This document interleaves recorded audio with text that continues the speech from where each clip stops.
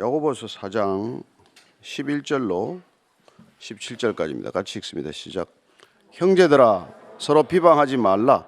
형제를 비방하는 자나 형제를 판단하는 자는 곧 율법을 비방하고 율법을 판단하는 것이라. 내가 만일 율법을 판단하면 율법의 준행자가 아니요 재판관이로다. 입법자와 재판관은 오직 한 분이시니 능히 구원하기도 하시며 멸하기도 하시느니라. 너는 누구이기에 이웃을 판단하느냐? 들으라. 너희 중에 말하기를 오늘이나 내일이나 우리가 어떤 도시에 가서 거기서 1년을 머물며 장사하여 이익을 보리라 하는 자들아, 내일 일을 너희가 알지 못하는도다. 너희 생명이 무엇이냐? 너희는 잠깐 보이다가 없어지는 안개니라. 너희가 도리어 말하기를 주의 뜻이면 우리가 살기도 하고 이것이나 저것을 하리라 할 것이거늘 이제도 너희가 허탄한 자랑을 하니 그러한 자랑은 다 악한 것이라. 그러므로 사람이 선을 행할 줄 알고도 행하지 아니하면 죄니라. 아멘. 우리가 이렇게 믿음을 행함으로 보여라. 믿음은 행함으로 드러나게 되어 있다.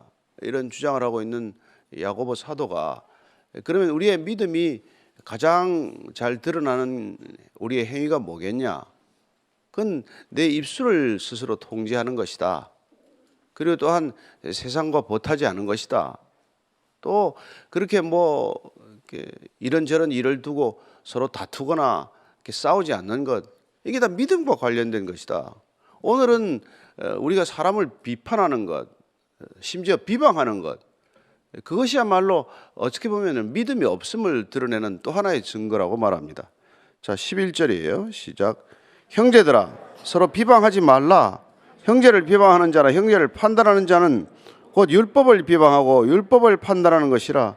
내가 만일 율법을 판단하면 율법의 준행자가 아니요 재판관이로다. 초대교회는 우리가 생각하는 이상적인 교회가 아니었어요. 교회는 시작하면서부터 안팎으로 사실 어려움에 시달렸던 것입니다. 안으로는 이런 형제들 간에 자매들 간에 갈등이 그치지 않고 자꾸 터져 나온 것이죠. 또 밖으로는 어떻습니까? 예루살렘 교회도 박해를 받았지만은 헬라권에 세워진 교회들도 많은 박해를 받기 시작하고 있었어요. 그러면 박해를 받으면 안에는 똘똘 뭉쳐야 될 텐데 그게 또 그렇지 않습니다. 사람이 내우외환이라고 안에서 걱정거리가 생기면 밖에 또 근심거리가 생기는 거예요. 교회는 바람 잘 날이 없는 곳입니다. 특별히 지금 야고보 사도가 왜 안에서 서로 형제들끼리 서로 비방하느냐? 비방이라는 게 이렇게 적대적인 얘기를 하는 것이죠. 서로 적도 아닌데 대적들처럼 싸우는 것, 그런 일들이 일어났기 때문에 이런 말이 나오지 않았겠어요? 그러니까 어떻게 교회에서 그렇게 서로를 헐뜯고 그렇게 나무라고 비난할 수가 있냐는 것이죠. 그래서 서로 비방하지 말라. 왜냐하면 형제를 비방하거나 형제를 판단하는 일은 내가 곧 하나님을 비방하고 하나님을 판단하는 것과 마찬가지다. 하나님의 백성을 비방하는 것은 하나님을 비방하는 것이다. 예수님께서도 나를 박해하는 자는, 너희를 박해하는 자는 나를 박해하는 자다, 이렇게 말씀하지 않습니까? 그러니까 우리가 믿음 안에서 거대한 믿음 공동체를 이루면은 너나 나나 할 것 없이 한 믿음, 한 성령, 한 사랑, 한 은혜 안에서 우리가 공동체를 이루게 되면 그건 내 몸이나 마찬가지란 말이에요. 우리가 주님의 몸을 이루어가는 거니까. 그러니까 우리가 그리스도 안에서 서로 교제하고 그리스도 안에서 교회를 이루어가는 공동체가 서로 비방을 한다면 내 몸에 자해하는 거나 마찬가지란 말이에요. 내가 나를 찌르는 거나 마찬가지고, 그리고 이 몸은 내 몸이 아니라 주의 몸이라면 주님을 공격하는 거나 마찬가지다. 이런 이제 논리예요. 그래서 내가 만일 그렇게 비방을 한다면은 그건 율법을 내가 판단하고 율법을 비방하는 거나 마찬가지니, 율법의 주인 되시는 하나님을 판단하고 내가 하나님을 비방하는 것이다. 너는 율법을 지켜야 할 사람이지 너는 율법을 판단하거나 비난할 입장에 있지 않다. 우리는 하나님의 말씀을 들었으면 그 말씀을 살아내는 존재지 하나님의 말씀을 이러쿵저러쿵 따지거나 사실 비난할 입장에 있지 않죠. 그 얘기를 하는 것이죠. 그래서 왜 이웃 사랑하라고 한 하나님의 계명을 어긴 것이니, 이웃 사랑은커녕 남을 비방하고 형제를 비난한다면 그건 하나님께 해를 끼치는 거나 마찬가지라는 것입니다. 여러분, 저기 우리가 주님 오셔서 우리가 마태복음 7장 산상수훈의 결론 부분에 들어가면은 어떻습니까? 7장 1절 2절입니다. 시작. 비판을 받지 아니하려거든 비판하지 말라. 너희가 비판하는 그 비판으로 너희가 비판을 받을 것이요 너희가 헤아리는 그 헤아림으로 너희가 헤아림을 받을 것이니라. 내가 비판을 받지 않으려거든 남을 비판하지 말아라. 유리집에 사는 사람은 남의 집에 돌을 던지지 말아라. 너도 그 돌 날아오면 집이 다 깨질 텐데. 그런 거 아니에요? 이건 뭐 정말 이게 구약 전체를 통해서도 늘 하던 말씀이에요. 돌아다니면서 남들 좀 비방하지 말아라. 예. 그게 여러분 이 레위기의 19장 16절 말씀이에요. 시작. 너는 내 백성 중에 돌아다니며 사람을 비방하지 말며 내 이웃의 피를 흘려 이익을 도모하지 말라. 나는 여호와이니라. 돌아다니면서 남 얘기 좀 하지 말라는 거예요. 이게 시간 남는 게 문제예요. 예. 먹고 살기 바쁜 사람들은 뭐 남 욕할 시간도 별로 없는데 먹고 살기 편한 사람들이 다니면서 그냥 입으로 시간 다 보낸단 말이에요. 손과 발에 수고를 안 하는 사람들을 불안당이라 그런단 말이에요. 땀 안 흘리고 사는 사람들은. 그 사람들은 입만 가지고 살면서 그 입으로 남을 그렇게 비방하고 다니면은 그게 하나님께서 뭐 가만히 있겠어요. 시편에서는 더 심하게 얘기합니다. 시편은 101편 5절이에요. 시작. 자기의 이웃을 은근히 헐뜯는 자를 내가 멸할 것이요 눈이 높고 마음이 교만한 자를 내가 용납하지 아니하리로다. 이건 다윗의 시편이지만 다윗이 얼마나 비방을 많이 당했고 얼마나 그냥 억울한 모함을 많이 받았습니까? 그러니까 이런 시편을 쓴 거예요. 이웃을 은근히 헐뜯는 자. 어떤 사람들은 칭찬해 주는 것처럼 하면서 헐뜯기도 하고 세워주는 것처럼 하면서 깎아내리고 그러면 그게 하나님께서 그냥 가만두지 않을 거다 이런 얘기. 눈이 높고 마음이 교만한 자를 용납하지 않겠다. 정말 우리가 이 시대나 그때나 참 남을 이렇게 세워주고 격려한다는 게 어려워요. 그러니까 무슨 진정한 기쁨이 있겠습니까? 여러분, 내가 내 자신의 일로 기뻐할 일은 일생에 몇 번 안 됩니다. 우리가 정말 신앙을 가졌다는 것은 내 일이 아니라 남의 일로도 기뻐할 수 있는 삶이 시작이 되는 것이고, 그래서 그냥 주위에 보면은 다 그냥 남의 일로 기뻐하기 시작하는 그 삶의 새로운 변화가 기쁨을 급속히 증폭시키는 그런 효과를 가져온단 말이에요. 거의 뭐 사람이 이 일이 잘 돼도 기뻐해주고 내 일처럼 기뻐해주고 저 사람이 저 일로 슬퍼해도 같이 슬퍼해주고 그게 좋은 믿음인데 뭐 그렇게 남을 그렇게 할 게 뭐 있어요. 근데 참 우리가 그게 안 된단 말이에요. 그래서 12절입니다. 시작. 입법자와 재판관은 오직 한 분이시니 능히 구원하시기도 하시며 멸하시기도 하시느니라. 너희는 누구에게 이웃을 판단하느냐? 근데 우리가 이 제일 어려운 단어가 중에 하나가 이 판단하다는 이 단어예요. 이 단어가 원래는 분리하다, 나누다에서 시작이 된 단어인데 이게 이제 내가 이 사람을 판단하려면 나 자신과 그 사람이 분리되어야 돼요. 하나면 판단하지 않지 않습니까? 내 손이 내 발을 판단하겠습니까? 내 뭐 코가 뭐 무슨 뭐 눈을 판단하겠습니까? 한 몸만 있으면 판단이 안 되는데 판단이 시작이 되는 건 일종의 분리로부터 비롯되는 거예요. 근데 판단을 해야 우리가 이제 어떤 결과가 나다 판단하면은 남을 이제 비판하기 시작한단 말이에요. 그래서 우리는 비평이라는 학문이 생기지 않았습니까? 모든 학문에 비평이 또 있단 말이에요. 근데 비평이라는 것은 분리되어야 하고 본인이 판단할 수 있는 능력에 대한 자기 확신이 있어야 된단 말이에요. 난 너를 판단할 수 있어. 내가 너를 판단할 수 있다고 하는 이 근거는 뭐예요? 내가 너보다 적어도 우월하거나 내지는 너보다 능력이 있다는 증거란 말이에요. 그래서 여러분 이 진짜 공부하는 사람들이 정말 어려운 사람이 많아요.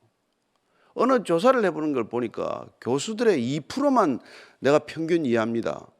이렇게 답을 했어요. 나는 평균 이상입니다가 63%예요. 나는 탁월합니다가 25%예요. 전체 88%가 내가 남보다 낫다예요. 이게 학문하는 사람들의 의식 속에 새겨진 거란 말이에요. 그럼 이게 뭐 교수들이나 학자들 뿐이겠습니까? 어떤 전문가들 되고 하더라도 전문가가 되었다는 건 내가 너보다 낫다는 뜻이란 말이에요. 이 사회가 이른바 전문직 위주로 편성이 될수록 점점 더 많은 전문가를 양산하고 분야별로 세분될수록 전문가가 많이 필요하기 때문에 다 그 사람도 다 탁월하다고 생각을 해요. 자기가 제일 많이 안다고 생각을 해요. 그러니 이 세상이 얼마나 복잡하겠어요. 다 자기가 제일 잘났는데, 예. 나는 그저 죄인입니다. 나는 정말 무지합니다. 나는 정말 연약합니다. 이런 소리 하면 살아남긴 하겠어요. 누가 알아줘요. 전부 다 속에 교만이 가득가득 차 있단 말이에요. 너나 할 거 없어요. 이게 목사는 안 그렇고 무슨 의사는 안 그렇고 무슨 안 그렇습니까? 그러니까 이게 우리가 이게 참 하나님 말씀을 믿고 살아내기가 어렵단 말이에요. 내가 늘 남보다 낫다는 그 비교 의식에서 그 틀에서 벗어나지를 못하니까 남을 볼 때 늘 이렇게 자기는 위에 자기 입장을 두고 아랫사람 대하듯이 대한단 말이에요. 말을 들어도 꼭 트집 잡을 말만 듣고 남의 말을 공감하면서 듣는 게 아니라 그 말에 결점이나 결함이 없나, 논리적인 허점은 없나, 저 사람이 얘기에는 뭐가 비어 있나, 맨 그런 걸 따지면서 들으니까 무슨 그게 소통이 되겠어요. 자리만 같이 앉아 있을 뿐이지. 그래서 제발 내가 좀 하나님 앞에서나마 넌 네가 입법자가 아니다. 넌 재판관이 아니다. 이 비판하다의 명사형이 이 판단자예요, 판단자. 예, 그리고 비방하다는 게 이게 여러분 조심해야 되는 게 비방하다는 말에 원래 이게 이 비방하는 자가 사탄이에요, 사탄. 예, 사탄이라는 걸 헬라어로 음역하면은 이게 사타나스라고 되어 있어요. 근데 그걸 헬라어로 완전히 번역을 하면 디아볼로스예요. 마귀라고 번역을 하죠. 근데 이 디아볼로스나 사타나스가 하는 일의 주 업무가 비방하는 거란 말이에요. 고소하는 거예요. 이게 고소가 많은 거 이게 절대로 좋은 사회 모습이 아니에요. 그렇게 고소 고발이 많고 비난이 많고 무고와 참소가 많고 투소가 많고 이런 사회가 지금 누구에게 휘둘리고 있는지를 얘기하고 있는 거나 마찬가지예요. 그래서 고소인, 참소인 이게 마귀의 별명이란, 마귀의 원래 존재하는 이유가 이거 하기 위해서 있는 거란 말이에요. 그러니 그걸 하나 되게 하는 게 아니라 늘 이걸 분열시키고 이간시키는 거란 말이에요. 이게 사회나 가정이나 마찬가지입니다. 그러니까 이 하나님만이 이 판결할 최종 판결자는 하나님이다. 그분께 맡겨드린다. 나는 거기서부터 자유하겠다. 이게 좋은 믿음이라 이 말이죠. 믿음을 가진 사람은 그렇게 그렇게 남을 판단해가지고 이게 하지 않는다. 하루 종일 판단만 하고 있지 않아요. 넌 누구에게 네가 이웃을 판단하느냐? 너 뭔데 네가 네 이웃을 판단하느냐? 판단 자체가 여러분 이게 분별하고 이제 이걸 구분하라 이런 뜻이에요. 우리가 분별하는 것은 선악에 관한 문제가 아니에요. 오늘은 날씨가 어제보다 좀 낫네. 이건 분별하고 있는 거예요. 예. 벌써 계절이 이제 겨울이 이제 절정에 이르렀네. 곧 봄이 오겠구나. 이런 건 하나의 분별에 관한 거란 말이에요. 근데 판단은 뭡니까? 겨울은 나빠. 여름이 좋아. 나는 겨울이 싫어. 이런 것들은 판단으로 들어가는 거죠.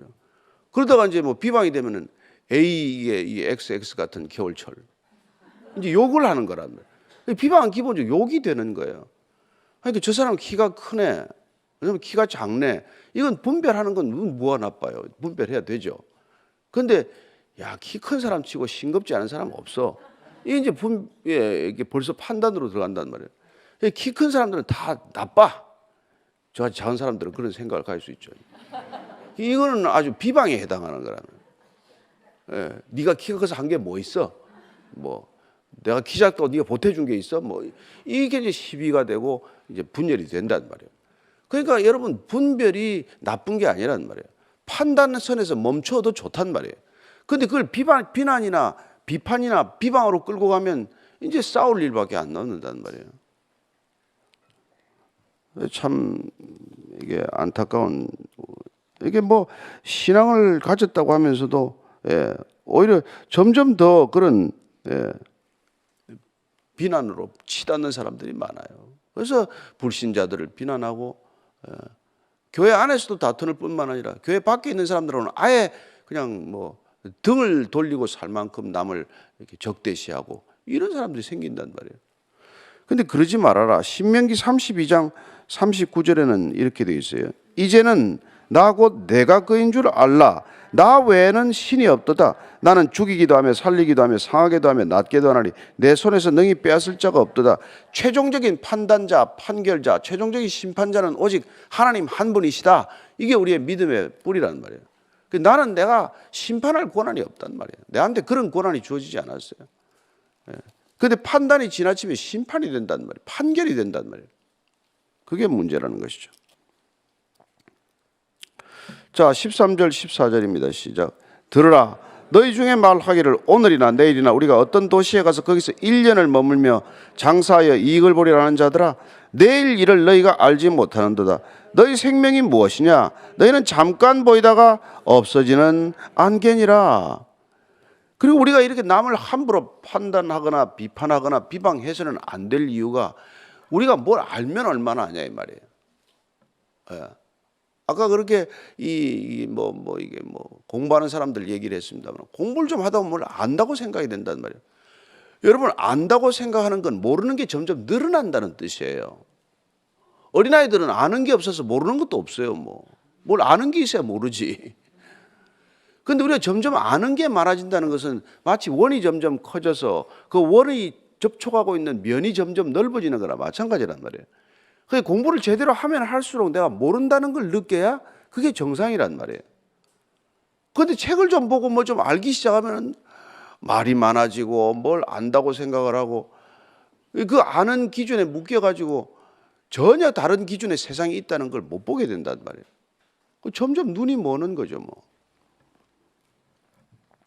그런데 한 가지 눈은 더 생긴대요. 남이 이렇게 저 사람이 나를 모른다는 걸 혹시 아나 모르나를 살피는 눈이 또 하나 있다는 거예요. 그래서 아는 것 같으면 얼른 꼬리를 내리고 모르는 것 같으면 이제 또 막 그 공작새가 무슨 꼬리를 치켜들듯이 이제 그렇게 하여튼 그러고 산다는 거예요. 다 우리가. 그런데 보라, 네가 뭐 가서 1년 머물어서 장사해서 돈을 벌겠다고? 네가 1년이나 네 미래를 어떻게 아는데? 내가 내 미래를 아냐 이 말이에요. 예. 주님께서 네가 돈 좀 번다고 자꾸 창고를 늘려?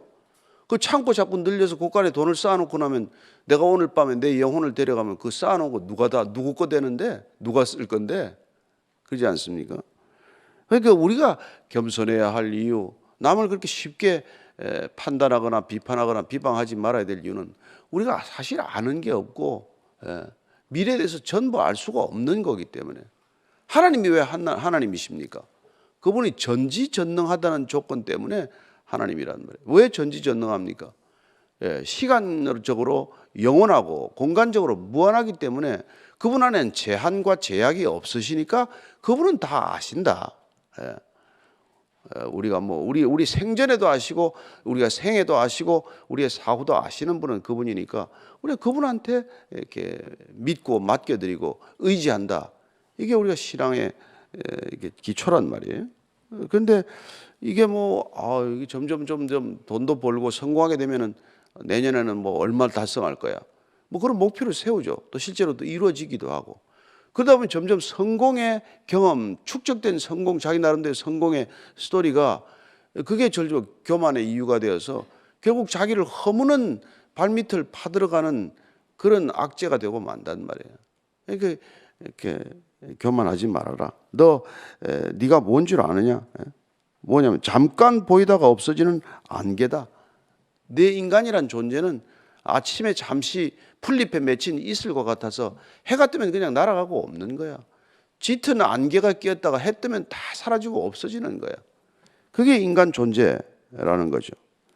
그래서 잠언 27장 1절에 보면 이렇습니다. 시작. 너는 내일 일을 자랑하지 말라.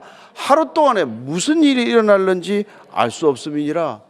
여러분, 아침에 나왔다가 집에 다시 들어간다는 보장이 있습니까? 우리 인생이 그게 없어요. 제가 작년에 코로나 걸려보니까 검사 받으러 왔다가 병원에서 그냥 끌려가가지고 2주일 동안 법정 이게 통제 시간에 들어가니까 아무도 못 만나고 아침에 멀쩡히 옷 입고 나가서 병원 들어갔다가 그냥 못 들어가는 거죠. 그러다가 중환자실에 있다가 그냥 안치실로 갈 뻔했다가 지금 살아나와서 지금 이렇게 이러고 있지만 우리가 하루 일을 모른단 말이에요. 그러니 하루 일도 모르는 그런 주제에 내가 뭘 안다고 그렇게 남에 대해서 가타부타 이러쿵 저러쿵 말이 많냐? 그런 얘기죠. 예. 그러니까 참 정말 오늘 비방하지 말라. 이거 지금 교회 안에서 일어난 일 때문에 지금 야고보가 나름대로 이거 지금 좀 정리를 하고 넘어가야겠다고 작심하고 하는 얘기란 말이에요. 제발 남 좀 비난하지 말아라. 비방하지 말아라. 그건 믿음이 없는 거야. 이런 얘기죠. 너무 안개인데 말이야. 안개 주제에 말이야. 뭐 우리 다 안개랍니다 지금. 하긴 여러분들 여기 있다가 좀 있으면 싹 다 없어지더만. 안개가 맞아요. 보니까 안개가 맞아. 자 15절 16절이에요. 시작. 너희가 도리어 말하기를 주의 뜻이면 우리가 살기도 하고 이것이나 저것을 하리라 할 것이거늘 이제도 너희가 허탄한 자랑을 하니 그러한 자랑은 다 악한 것이라. 너희들이 말할 때 어떻게 해야 되냐? 주의 뜻이면은 일을 하겠다. 예. 주의 뜻이면 살기도 하고 죽기도 하겠다. 이것을 할건 안 하건 이건 다 내 의지가 아니라 하나님께서 허락하셔야 되는 일이다. 이게 우리가 조금씩 이제 신앙 안에서 깨닫는 거 아닙니까? 내가 아무리 계획을 하더라도 이 일을 이루시고 작정하시는 분은 하나님이시다. 예. 그걸 우리가 알아가는 게 이게 깨달아가는 게 겸손이란 말이에요. 그러니까 우리가 하나님 앞에 있다는 걸 알면 겸손할 수밖에 없듯이 하나님 앞에 있다면 하나님의 백성들에 대한 판단, 비난, 비판 이게 내 영역에 속하지 않는 것이다. 이걸 우리가 알면 좋은데 알아도 우리가 뭐 습관적으로 또 하다 보면 그렇게 쉽지 않죠. 그래서 사실 부부간의 대화가 중요해. 차라리 부부간에 말 안 하고 사는 게 나아. 괜히 앉아가지고 뭐 이 사람 씹고 저 사람 욕하고 이 사람 비난하면 그 부부간에 그냥 합쳐서 죄를 짓는 거 아니에요. 예. 차라리 혼자 있으면 입이나 닫지. 둘이 앉아가지고 뭐 그냥 욕이나 해대면은 그 하나도 덕이 될 게 없단 말이에요. 그래도 둘이서 또 앉아가지고 또 기도는 안 하고 성경은 또 안 보내 또. 예. 그게 또 잘 안 되잖아요. 그래서 통독반 하라는 거란 말이에요. 예. 부부시간이 잘 되면 뭐하러 통독반에 둘이서 맨날 읽지. 자녀들하고 잘 되면 뭐하러 통독반을 따로 만들어. 자녀들하고 맨날 읽지. 잘 안 되니까 또래끼리 모여서 성경을 좀 읽고 그러자는 거죠. 올해 잘 읽고 계시죠? 창세기야 잘 읽지. 그 다음이 문제지. 그래서 이게 말하는 버릇을 이제 바꾸는 거죠. 그래서 주어가 점점 내가 아니라 하나님이 주어가 되어가는 인생이 되는 것이죠. 여러분 성경의 주어는 하나님이 아니에요. 창세기 1장 1절은 태초에 하나님이 천지를 창조하시니라예요. 주어는 하나님으로 시작되는 책이에요. 성경은 하나님에 관한 책이에요. 여기서 내 얘기를 너무 발견하려고 하지 마십시오. 그래서 큐티, 묵상 이런 거 다 좋은데 여기서 내 얘기만을 발견하려고 자꾸 하게 되면은 그게 자기 중심성에서 오히려 그 벗어나지 못하고 그걸 더 습관화시키는 일이 돼요. 말씀 하나를 듣고도 여기 내가 적용할 게 뭐가 있냐? 내가 뭐가 있냐? 예. 그래서 삶에 적용하는 건 필요하지만은 성경 속에서 여전히 내 중심성을 발견하고자 한다면 그건 잘못 읽고 있는 거예요. 처음부터 끝까지 구원에 관한 책이요. 구원은 사랑의 스토리요. 사랑은 하나님으로부터 비롯된 것이요. 하나님이 곧 사랑이어서 그분이 아니고서는 우리는 사랑할 능력이 없는 존재고 사랑할 줄도 모르고 사랑받을 줄도 모르니 하나님으로부터 시작되어 우리는 비로소 사랑받는 존재라는 것을 알고 사랑할 줄 아는 존재가 되기 때문에 그래서 이 성경을 드는 거란 말이에요. 근데 이것도 몇 번 읽고 나면 또 이것도 안다고 말이죠. 안 읽은 사람한테도 가르치려고 그러고 잔소리하고 그러면 뭐 잘못 읽은 거죠. 이걸 잘못 먹은 거란 말이에요. 그래서 너희가 허탄한 자랑을 하지 마라. 헛된 자랑하지 말아라. 무익한 자랑하지 말라는 거예요. 예. 왜냐하면 그 자랑이라는 게 다 악한 것이라고 말합니다. 자랑은 악한 것이다. 참 어렵잖아요. 근데 인간이 제가 언론인으로서 25년간 결산을 해보니까 내가 한 말, 내가 들은 말은 두 종류밖에 없어요. 자기 자랑하고 남 욕하는 거하고. 다른 말은 안 해. 다 가만 들어보면 자기 자랑이에요. 뭐 애가 어쩌고 저쩌고 남편이 어쩌고 다 자기 자랑이죠. 그리고 이 사람 저 사람 얘기는 다 옮겨 댕기면서 하는 게 다 남의 욕이에요. 그래서 정말 우리가 금식 기간보다 더 필요한 것은 침묵 기간이에요. 예. 침묵 기간. 예. 그래서 고린도후서 10장 5절 한번 보세요. 고린도후서 10장 5절 시작. 하나님 아는 것을 대적하여 높아진 것을 다 무너뜨리고 모든 생각을 사로잡아 그리스도에게 복종하게 하는 것, 이게 우리가 성경 읽는 목적이에요. 예.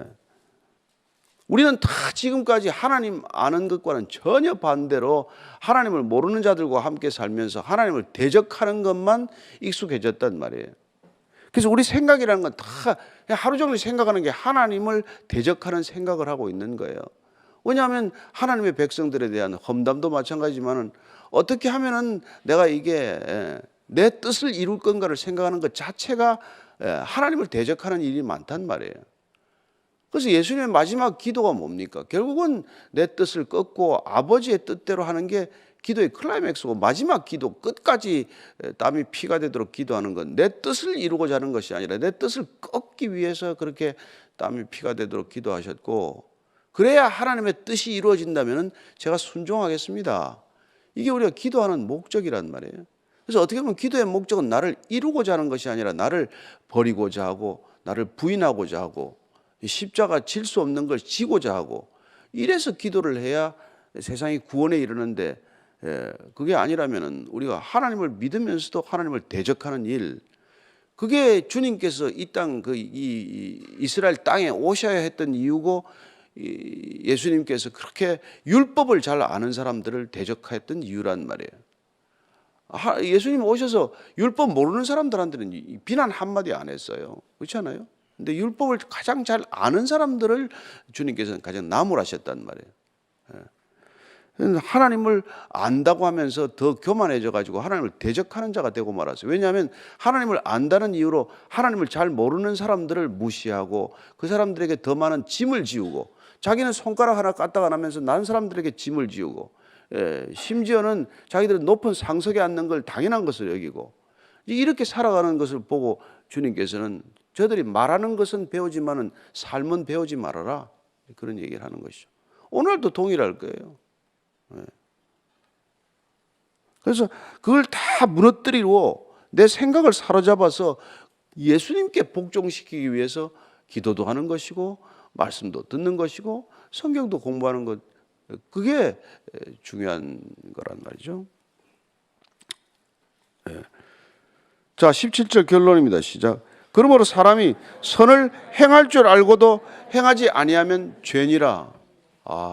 이게 다 걸려 넘어지는 게 이거죠. 우리는 알고 있어요. 이제 하나님이 선하신 분이라는 것도 알고 하나님의 말씀이 선하다는 것도 아는데 그 말씀대로 안 하면 우리는 죄를 짓고 있는 거란 말이에요. 이거 적극적으로 죄를 짓는 것만이 아니라 소극적으로 선을 피하는 것도 죄 짓는 거다 이 말이죠. 우리가 선한 사마리아인의 얘기에서 우리가 저 사람이 강도 만나서 피를 흘리고 있는 내 이웃이라는 걸 안다면 그냥 지나쳐서는 안 되는데, 그냥 지나치는 것 자체가 그냥 죄를 범하지 않는 게 아니라 죄를 범하는 거다 이 말이죠. 내가 그 사람의 피를 흘리지 않았기 때문에 나는 죄를 범한 게 아니다라고 우리는 지나쳐버리지만, 그렇게 피를 흘린 사람을 내버려 두는 게, 선을 행하지 않는 게 죄다 이 말이죠. 그래서 우리가 참 이게 하나님을 알아간다는 게 두려운 일이에요. 그렇지 않습니까? 한두 마디 알고 말 걸 뭐 한다고 이걸 처음부터 끝까지 읽어가지고 많이 알게 돼가지고 여러분을 힘들게 하는지 참 피차다 괴로운 일이에요. 그러나 어쩌겠습니까? 하나님이 우리를 빚어가시는 방법이 이 방법밖에 없는데, 그래서 날마다 우리는 다시 한번 제자리로 돌아와서 늘 원점에서 또 시작하는 거죠. 그렇지 않으면 금방 우리는 또 교만해져서 다 된 듯이 생각하고, 그러나 선줄로 알면은 넘어질까 조심하라 이 얘기를 하는 것이죠. 오늘 그 얘기를 한번 기억하면서 오늘 하루는 내가 적극적으로 죄를 안 지으려고 애를 쓰는 노력만이 아니라 선을 적극적으로 행해야 한다는 것을 다시 기억하는 그런 기도의 자리가 되길 바랍니다. 자, 같이 기도합시다. 하나님 아버지, 제가 무심코 넘어간 것들이 있습니다. 그냥 피해버리면 되는 줄 알았습니다. 그러나 어쩌면 우리가 이 겨울에 어려움을 겪는 사람들을 알고도 돕지 않는다면 그걸 죄라고 하시니, 우리는 날마다 죄 짓는 것 말고는 하는 일이 없다는 것 우리가 알게 됩니다. 하나님 아버지 불쌍히 여겨주셔서 우리 안에 적극적으로 선을 행할 수 있는 의지는 있으되 손과 발에 수고가 없는 우리 삶의 현실을 주님께서 다시 한번 깨뜨리셔서 우리가 할 수 있는 것, 할 수 있는 범위 내에서는 무슨 일이건 선을 행할 수 있는 적극적인 삶의 태도를 갖고 살게 하여 주옵소서.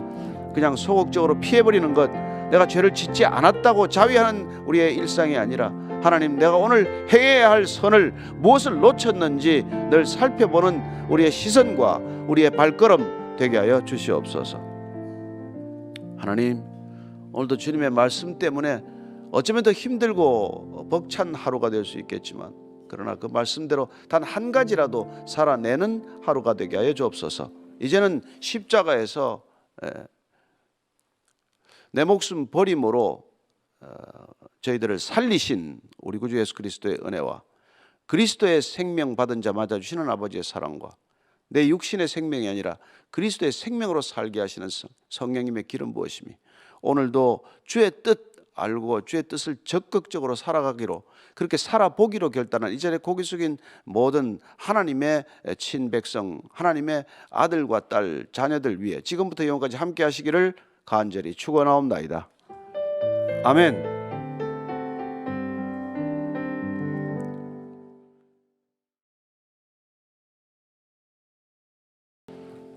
야고보서 5장 1절로 11절까지입니다. 같이 읽습니다. 시작. 들으라 부한 자들아, 너에게 이 말 고생으로 말미암아 울고 통곡하라. 너희 재물은 썩었고 너희 옷은 좀 먹었으며 너희 금과 은은 녹이 썰었으니 이 녹이 너희에게 증거가 되며 불같이 너희 살을 먹으리라. 너희가 말세에 재물을 쌓았도다. 보라, 너희 밭에서 추수한 품꾼에게 주지 아니한 삭시 소리 지르며 그 추수한 자의 우는 소리가 만군의 주의 귀에 들렸느니라. 너희가 땅에서 사치하고 방종하여 살육의 날에 너희의 마음을 살찌게 하였도다. 너희는 의인을 정죄하고 죽였으나 그는 너희에게 대항하지 아니하였느니라. 그러므로 형제들아, 주께서 강림하시기까지 길이 참으라. 보라, 농부가 땅에서 나는 귀한 열매를 바라고 길이 참아 이른 비와 늦은 비를 기다리나니 너희도 길이 참고 마음을 굳건하게 하라. 주의 강림이 가까우니라.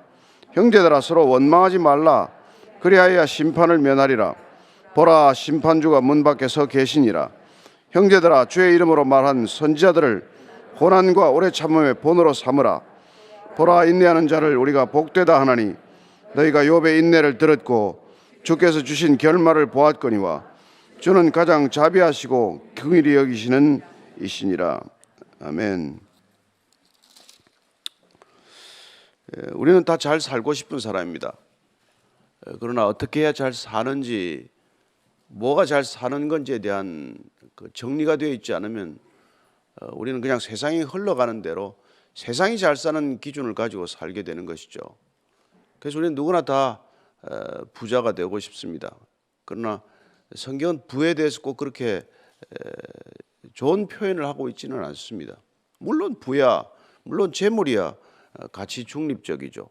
문제를 삼는 건 부를 사랑하는 우리의 마음, 부를 다루는 우리의 태도를 말씀하고 있는 것이죠. 1절입니다. 시작.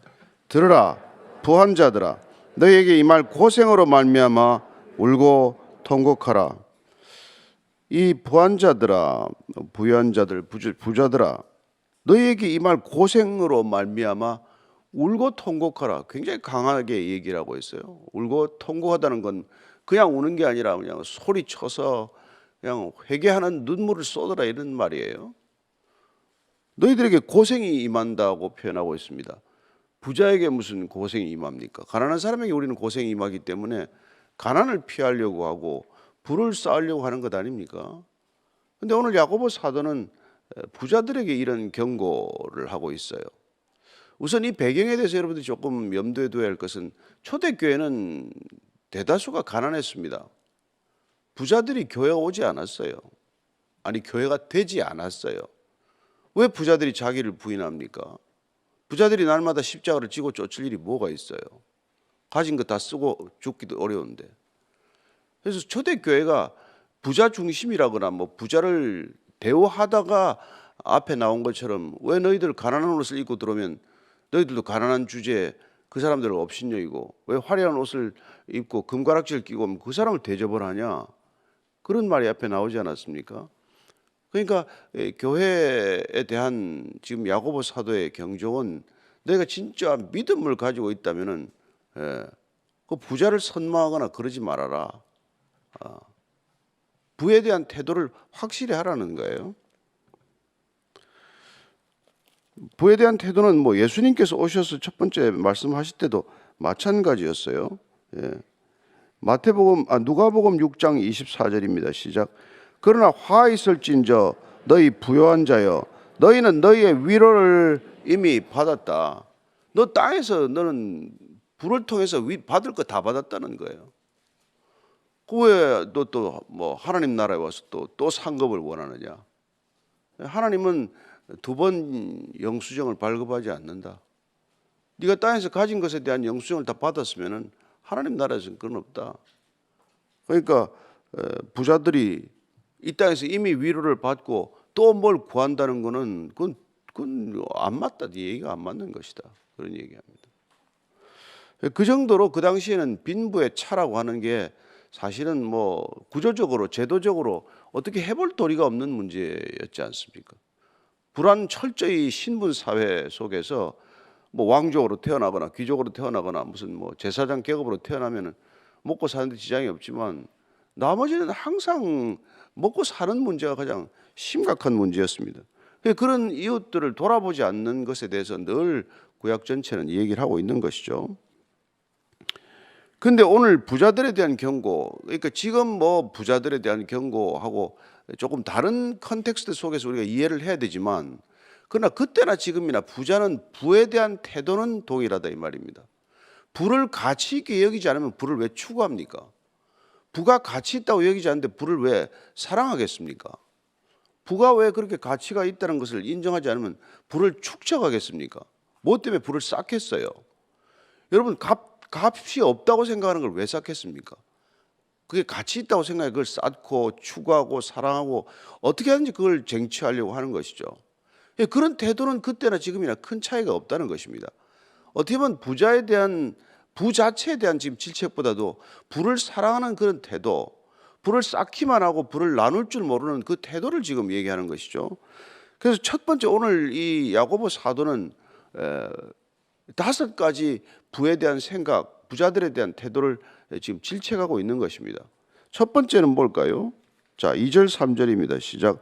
너희 재물은 썩었고 너희 옷은 좀 먹었으며 너희 금과 은은 녹이 썰었으니 이 녹이 너희에게 증거가 되며 불같이 너희 살을 먹으리라. 너희가 말세에 재물을 쌓았도다. 너희들이 왜 썩어버릴 그 재물을 쌓느냐는 거예요. 여러분 금과 은이 뭐 녹습니까? 은은 조금 뭐 색깔이 변하죠. 근데 그게 왜 녹이 쓰나요? 근데 지금 재물은 기본적으로 쌓으면 썩는다는 거예요. 재물을 쌓지 말라고 하는 게. 그리고 재물을 쌓으면 우리 마음이 그게 같이 쌓입니다. 문제는 우리의 마음이 재물에 가 있다는 게 문제죠. 여러분 우리의 마음은 나눠지지 않는다고 했습니다. 내 마음이 재물에 가 있으면 하나님께로 그 마음이 가겠습니까? 그러니까 우리가 하나님을 사랑하는 것과 재물 사랑은 함께 갈 수 없단 말이에요. 부자가 천국에 가기가 어렵다, 낙타가 바늘귀에 들어가기가 어렵다고 말하는 까닭은 부 때문이 아니라 부에 빼앗긴 마음 때문에 그렇단 말이에요. 한 여자한테 마음을 빼앗긴데 다른 여자한테 어떻게 사랑이 갑니까? 그러니까 나는 뭐 어떻게 하다가 뭐 부에 대한 아무 관심이 없는데 부자가 됐습니다. 그런 일은 없어요. 돈을 사랑하고 돈을 묵상하고 돈을 끝없이 세고 그리고 그 돈을 끊없이 쌓다가 부자가 된 거지. 난 돈에 아무 관심이 없는데 나는 부자가 됐다. 그런 일은 없단 말이에요.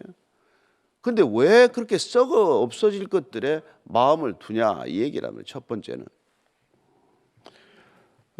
너희 살을 먹을 것이다. 너희가 말세의 재물을 쌓았도다. 이 말세라는 거죠. 뭐 구약적인 표현은 되게 종말의 때를 뜻하기도 하지만 많은 경우에 먼 훗날을 뜻하기도 했어요. 자주. 그러니까 그렇게 이제 재물을 쌓는다고 말하는데 재물을 쌓는 태도 이 자체를 문제를 삼은 거란 말이죠. 쌓아두면은 늘 썩기 마련인데 왜 썩어 없어질 것들을 그렇게 쌓고 거기에 내 마음까지 붙들려 있냐? 이게 첫 번째 부자들에 대한 경고예요.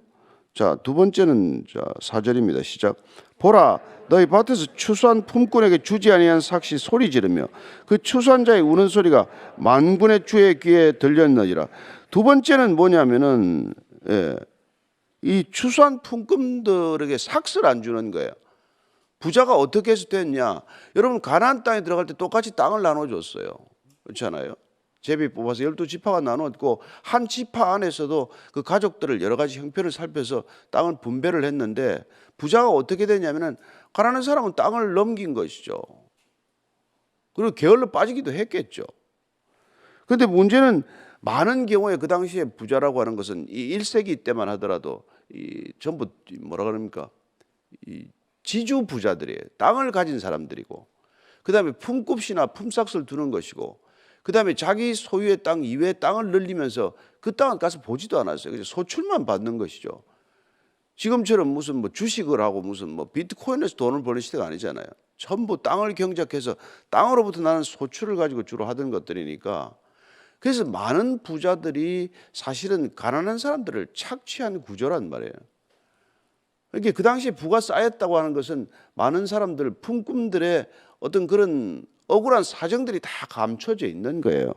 그래서 우리가 이 예레미야서 22장 19절을 보면요. 예레미야 22장 13절이네. 자, 시작. 불의로 그 집을 세우며 부정하게 그 다락방을 지으며 자기의 이웃을 고용하고 그의 품삯을 주지 않은 자에게 화 있을진저. 지금처럼 무슨 공장을 가동하다가 무슨 뭐 근로자들 노동자들에게 이게 뭐 저기 월급을 안 준 게 아니라 그 당시 전부 품꾼들을 들여서 품삯을 지불하는데 이 품삯을 떼먹거나 안 준단 말이에요. 정확히 계산 안 한 거란 말이에요. 근데 그 당시 품꾼이라는 게 자기 땅을 다 이렇게 없이 할 만큼 어려운 사정들이었기 때문에 하루 벌어서 하루 먹고 사는 사람들이란 말이에요. 하루 벌어서 자기와 가족이 먹고 살아야 되는데 그 품삯을 못 받으면 어떻게 됩니까? 안 되잖아요. 그래서 예수님께서 품삯 비유, 삭군 비유가 많이 나오잖아요. 아침에 나와도 9시 나온 사람도 한 데나리온, 오후 5시에 와서 일해도 한 데나리온. 한 데나리온이 그날 살아갈 그들의 최저의 임금이기 때문에 언제 일했건 일에 따라서 삭스를 주는 것이 아니라 그들의 필요에 따라서 생존의 가장 최저의 임금을 따라 준 거란 말이에요. 그 당시에는. 그러니까 그날 삭스를 지급하는 거야말로 가장 필요한 일인데 이 부자들이 그걸 잘 안 했다는 거예요. 세 번째로 뭡니까? 부자들이 야단 맞는 이유가, 자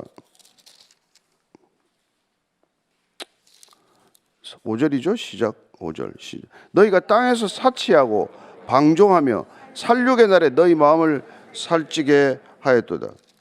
이 보니까 뭐 땅에서 사치하고 방종, 그때나 지금이나 뭐 돈 있으면 돈 쓰는 게 뭔데? 사치하는 것밖에 더 있어요. 지금도 뭐 마찬가지, 지금 더 하지 않습니까? 뭐 양극화 어쩌니 해가지고 사치가 뭐 그게 다른 사람들이 뭐 한둘입니까? 우리는 뭐 사치하면 뭐 그냥 떠오르는 게 옛날에 이멜다 신발장에 뭐 구두가 3,000클레타 뭐 이런 거 떠오르지만은 지금도 뭐 비슷할 거예요. 집에 뭐 집을 크게 지으면 거기 맞는 가구가 다 들어가야 되잖아요, 그죠? 이 참 유튜브 때문에 그런 것도 소개하는 것도 왜 이렇게 많은지. 젊은 애들이 그거 보면은 뭐 이렇게 마음이 오락가락하지 않겠습니까? 아니 이 땅 태어나서 저런 거 한번 못 누려보고 간다 그러면은 아무 생각이 없으면 애들이 무슨 생각이 들겠어요? 참. 그리고 옛날에는 이게 좀 뭡니까 한 50년대, 60년대, 한 70년대까지만 해도 부유한 계층들이 부유한 삶에 잘 알려지지 않았어요. 그러니까 뭐 그렇게 뭐 가난한 사람들이 막 그냥 스트레스를 받고 상대적인 박탈감, 빈곤감 때문에 그렇게 막 분노하거나 그러지 않았다고요. 그런데 지금은 이 부가 일반적으로 알려졌단 말이에요. 부자들의 삶, 부자들의 무슨 뭐 뭘 쓰고 사는지, 뭘 바르고 사는지 이런 게 다 알려져 가지고 애나 어른이나 다 이거 한번 사치해보고 싶은 거, 이 욕망을 어쩔 수가 없단 말이에요. 거기 무슨 뭐 비싼 브랜드 그 가게에 무슨 뭐 부자들이 줄을 쓴 게 아니라 뭐 애들이 줄을 쓰고 아무것도 없는 애들이 그냥 돈을 모아가지고 한번 사겠다고 이런 세상이 되고 말았단 말이에요. 그들은 사치하고 방종한다고 생각 안 할 거예요. 그냥 오랜 꿈의 자기 실현이라고 생각을 하지. 그러나 사회 전체는 어떻게 보면 사치와 방종으로 흐르고 있단 말이에요. 그 책임이 누구에게 있냐? 부자들이 그렇게 살았기 때문에 그렇다 이제 이런 얘기죠. 그 당시에는 그리고는 그 부자들의 삶을 이렇게 끔찍하게 표현해. 살육의 날에 너희 마음을 살찌게 하였도다. 가축이 도축되는 날까지 먹고 살을 찌웠다 이런 뜻이에요. 부자들의 삶의 방식을 죽을 날이 언젠지도 모르고 그때까지 살을 찌우는 가축처럼 몸집을 불렸다 이 말입니다. 하기야 그렇죠. 뭐 우리가 뭐 이게 뭐 옛날에 뭐 정변이 일어나는 거 보면은 이렇게 정치인들이 부패한 타락한 정치인이나 이런 사람들 보면은 뭐 나중에 드러나는 거 보면 오죽합니까? 오죽해요. 네. 자, 그리고 6절 이렇게 되어 있습니다. 시작. 너희는 의인을 정죄하고 죽였으나 그는 너희에게 대항하지 아니하였느라. 이건 또 무슨 말입니까? 부자가 왜 또 의인? 여기서는 가난한 자를 또 이렇게 표현한 거예요.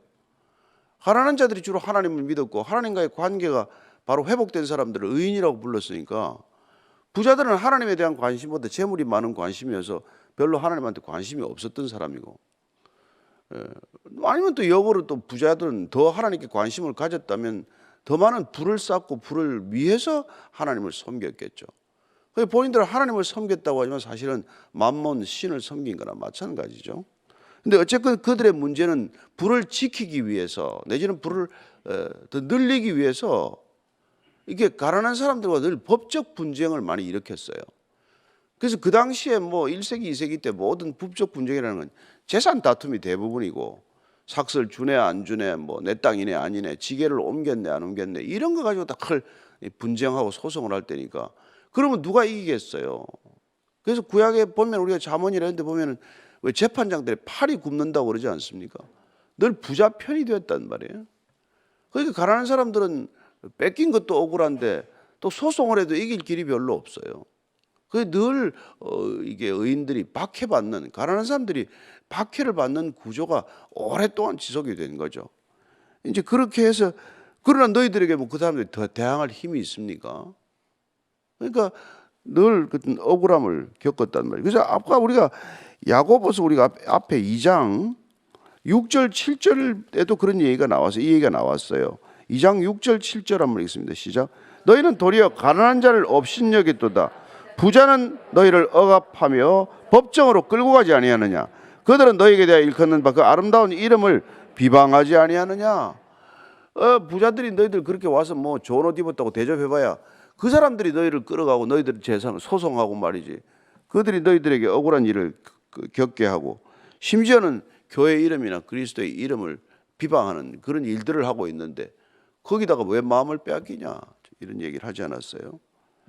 그래서 이런 이유로 지금 야고보가 물론 1세기 상황이지만 부자들에게 대단한 경종을 울리고 있는 거예요. 그러니 뭐 예수님께서도 뭐 그 얘기 많이 하지 않았습니까? 부 쌓지 말아라. 그게 헛지 않으면은 부가 쌓으면은 둘 다 이게 힘들어진단 말이에요. 쌓기 때문에 쌓는 거 지키느라고 힘들고 쌓는 거 쓰느라고 힘들고 쌓는 것 때문에 자기가 썩는 줄 모르고 썩는 것도 문제고 없는 쪽은 없어서 죽어간다고 또 문제고 관계는 관계대로 사회 전체 형평의 관계가 깨어지니까 사회 전체 밸런스가 다 깨어진단 말이에요. 그게 지금 이 우리가 가져온 최근에 이 코로나 사태나 이런 것들로 인해서 양극화 현상이 심해진다는 건 무슨 뜻인가요?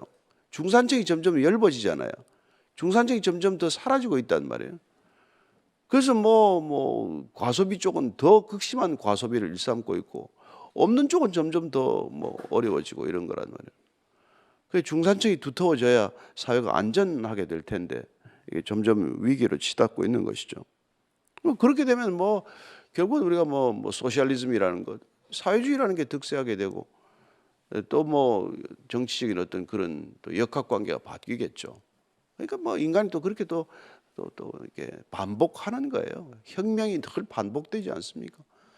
전쟁이 늘 반복되지 않아요? 그런 거죠. 자, 근데 그러면은 그러면 지금 이 사람들이 가난한 사람들은 뭐 어떻게 하라는 얘기예요? 부자들한테 경종을 울렸는데 그게 7절 8절이에요. 시작. 그러므로 형제들아 주께서 강림하시기까지 길이 참으라. 보라 농부가 땅에서 나는 귀한 열매를 바라고 길이 참아 이른 비와 늦은 비를 기다리나니 너희도 길이 참고 마음을 굳건하게 하라. 주의 강림이 가까우니라. 여기 형제들 하는 건 대부분 이제 가난한 사람들에 대한 성도들에 대한 얘기예요. 너희들은 끝까지 참으라는 거예요. 예, 농부가 파종했으면은 열매를 얻을 때까지 기다리는 거 아니냐. 그러니까 신앙생활은 인내가 가장 큰 이제 덕목이 되는 것이죠. 예. 끝까지 기다리라는 거니까. 그래서 뭐 어디 뭐 부족들은 막 기우제하면 반드시 비가 온다 그러잖아요. 비 올 때까지 하니까. 비 올 때까지 하니까. 그러니까 뭐 나는 뭐 실패한 적이 없다 그런 사람은 뭐 성공할 때까지 하면 실패한 적이 아무리 실패해도 경험일 뿐이지 실패라고 말 안 하는 거니까. 우리 신앙생활에 실패란 있을 수 없어요. 하나님께서 많은 경험을 하게 하시는 거고 인내할 수 있는 그걸 길러주는 거지. 그래서 우리가 믿음에서 들음에서 믿음이 나지만 그 믿음을 위해서 우리가 인내하고 연단하고 그리고 결국은 열매를 맺을 때까지 기다리게 하시는 것이죠. 그 길이 참고 마음을 굳건하게 하라. 언제까지? 주의 강림이 가까우니라. 주님 뵐 때까지 그냥 기다리라는 거예요. 예. 그래서 뭐 억울하네 뭐네 이런 거 얘기할 거 없습니다. 예. 억울 안 하면 기도합니까? 예. 뭐 없다고 말하지 마십시오. 다 있으면 기도합니까? 없으니까 기도도 좀 하고 억울하니까 기도도 좀 하는 거죠. 예. 그러니까 우리를 억울하게 만드더라고 그 가진 사람들이 고생하는 거예요. 그렇잖아요. 예. 뺏기고 박해받고 이렇게 자기들은 박해한다고 힘들고 우리는 박해 받으면서 기도라도 하지만 뭐 그렇게 생각하세요. 뭐 그렇게 생각하고 좀 힘들더라도 뭐 하나님께서 은혜를 주시는 게 이런 방법으로 주시는구나 그러잖아요. 그래서 여러분 고난이 깊어야 신앙이 깊어지지 고난이 없는 신앙이 없습니다. 오늘날 우리가 그리스도인이 천박해졌다 무슨 피상적인 신앙이 되었다는 것은 고난을 피하게 해달라고 다 기도하니까 문제죠. 그러니까 신앙이 성숙하지 않는 거죠. 그러니까 우리가 이 길을 가면서 고난이 없었습니다. 그거는 뭐 믿음의 길을 걷지 않았다는 뜻이죠. 어떤 형태로는 고난은 다 찾아오게 마련이에요. 물론 그 고난을 기꺼이 우리가 맞았을 때 고난을 고난으로 여기지 않고 정말 고난을 통해서 하나님을 더 깊이 알아갔을 때 늘 축복으로 여겼기 때문에 저 사람이 고난 받는 줄도 모르고 고난 겪는 사람이 많아요. 우리 주위에 사실. 말 안 하는 사람 모르잖아요. 무슨 일이 있는지. 그러나 우리가 뭐 말하는 사람들 이렇게 들어보면 그런 고민들이 집집마다 개인마다 없는 사람이 어디 있어요. 다 있단 말이에요. 자, 9절이에요. 그래서 시작. 형제들아 서로 원망하지 말라.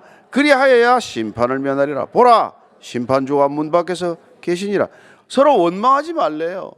비난하거나 비방하거나 불평하거나 욕하거나 이런 거 하지 말라는 거예요.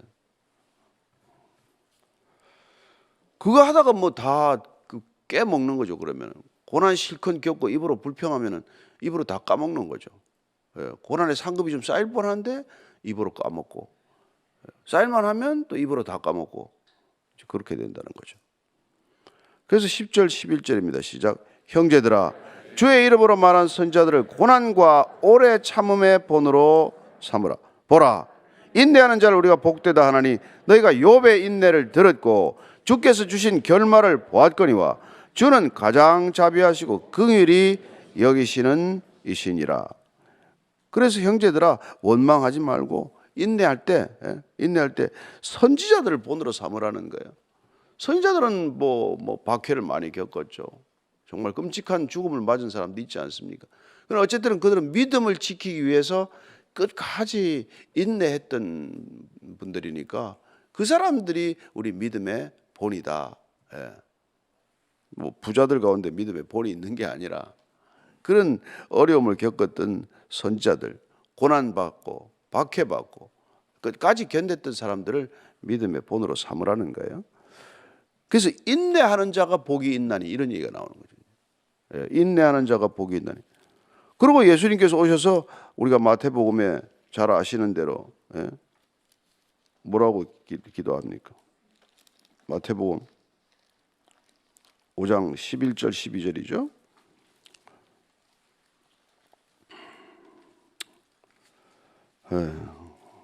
이제 뭐 어디 갔는지 잘 보이지도 않네. 자, 5장 10절 11절 같이 한번 10절 11절 12절 읽고 정리합시다. 시작. 의를 위하여 박해를 받는 자는 복이 있나니 천국이 그들의 것임이라. 나로 말미암아 너희를 욕하고 박해하고 거짓으로 너희를 거슬러 모든 악한 말을 할 때는 너에게 복이 있나니 기뻐하고 즐거워하라. 하늘에서 너희의 상이 큼이라. 너희 전에 있던 선지자들도 이같이 박해하였느니라. 이게 아멘이 되십니까? 몇 명 안 되죠.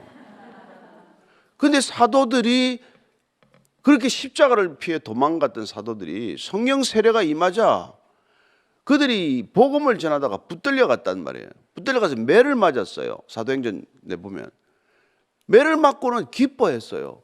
우리가 예수 그리스도의 합당한 대접을 받은 것이다. 매를 맞고 합당한 대접을 받았다고 여겼던 사람들이 사도들이에요. 우리처럼 뭐 투자한 게 잘 돼가지고 복을 받았다. 뭐 사놓은 집값이 올라가지고 복을 받았다. 그런 거 간증이라고 하고 다니는 사람 아무도 없어요. 그 무슨 교회 가서 간증 집회라고 그런 소리 하지도 말고 듣지도 마세요. 무슨 뭐 병이 나왔다. 여러분 예수 안 믿어도 병 나는 사람 많습니다. 나는 자연인이다. 이래서 병 나는 사람도 많아요. 뭐 텔레비 보니까 많더만 보니까 뭐 가서. 뭐 그래서 낫거나 이래서 낫거나 또 죽어요. 다 죽었어요. 또 나았던 사람들이.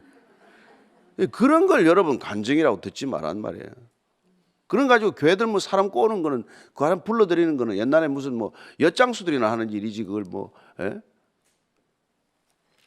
사도들은 예수님을 위하여 합당한 고난받은 걸 복이라고 여겼던 사람들이에요. 진짜로.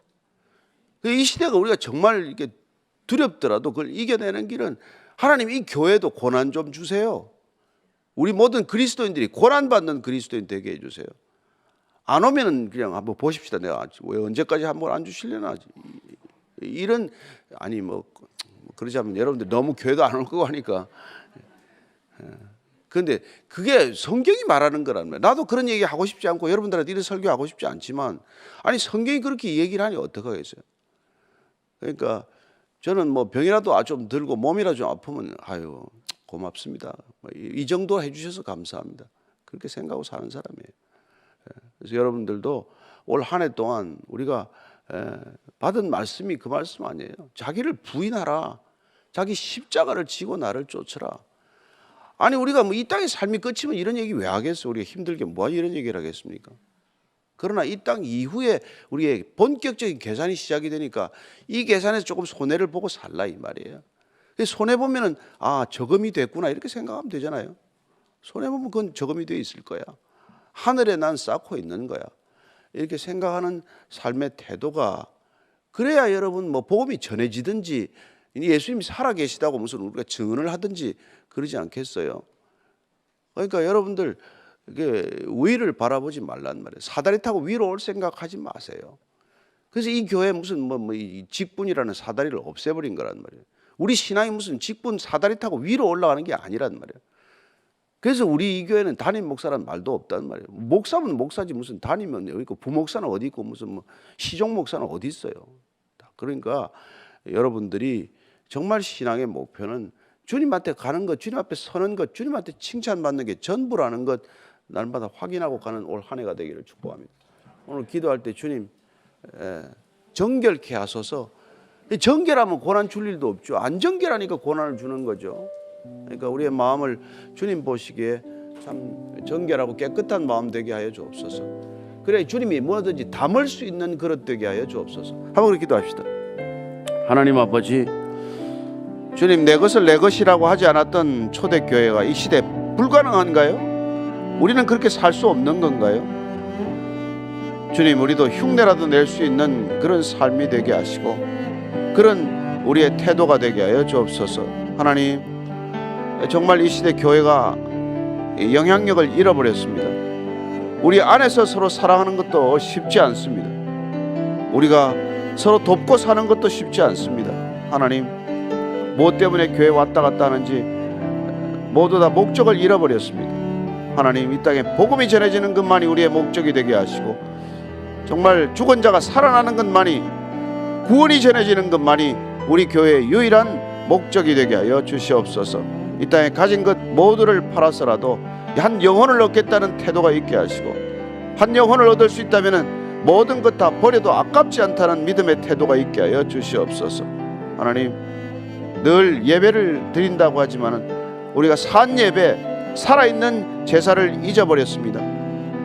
사마리아인처럼, 선한 사마리아인처럼 피 흘리며 죽어가는 한 형제를 돕는 예배를 올해 드리게 하시고, 흩어져 뭇별 예배, 흩어져 시선 예배를 드릴 때 교회에 올 수 없는 사람, 교회를 문턱을 넘을 수 없는 사람들을 찾아가는 교회와 예배가 되게 하여 주시옵소서.